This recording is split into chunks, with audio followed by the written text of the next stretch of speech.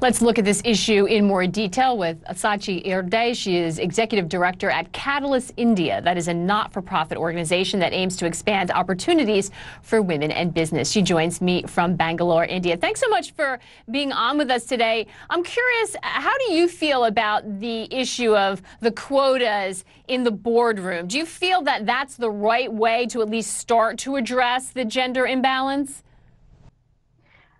First and foremost, we have seen that time alone has not been able to solve the problem of getting more women CEOs or women on board.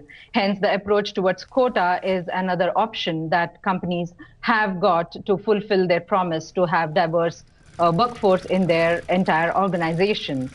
So I'm very optimistic you will see a lot of inclusive leaders really hiring the relevant or qualified women on boards to ensure that the governance is better, innovation is increased, they are also able to reach larger markets, thus improving the wealth generation for its shareholders and people in practice.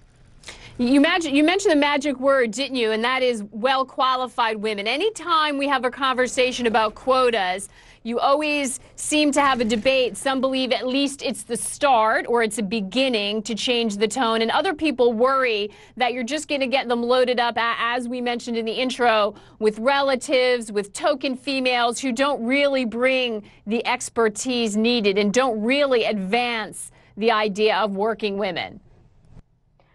See, as long as they are competent women appointed on boards, it is fine, whether they are relatives or not related to the board folks or the owners of the organization. What becomes a challenge is when these token women are ineffective and do not contribute to the goodness of the organization. So care must be taken that even while appointing family members, whether it is wives or sisters or cousins or whoever, they have to be qualified, their values and culture must match to the organization's ability to take it forward.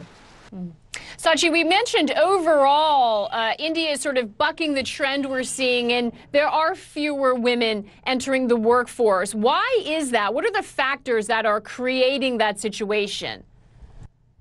So there are few cultural challenges, and also there are few legislative challenges that we see hampering the women entering the workforce. If you actually look at some of the industries, the women entering that workforce is almost as equal to as men. But unfortunately, as they move from the junior management to mid-management tier, you see a strong dropout. And that is where it is challenging for organizations to focus on retaining them, developing them, and showing them what their organization can do to get their career aspirations going high.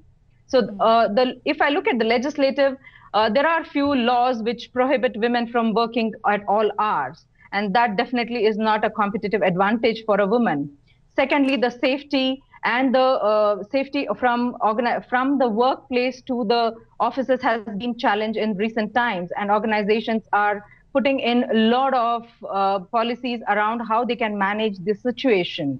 Lastly, the prevention of sexual harassment in the workplace policy came into effect only last year, and there are still many organizations who need to implement that and practice that in principle rather than only on paper. These are some challenges which make a woman think twice about getting into some of the workforces or some of the organizations. And culturally, India has been known to have women as primary caregivers and men as primary bread earners. This again hampers things for a woman to continue her career after joining the organization. Absolutely. And those are challenges that we see women facing no matter where they live. Shachi Irde, thank you so much for joining us from Catalyst today.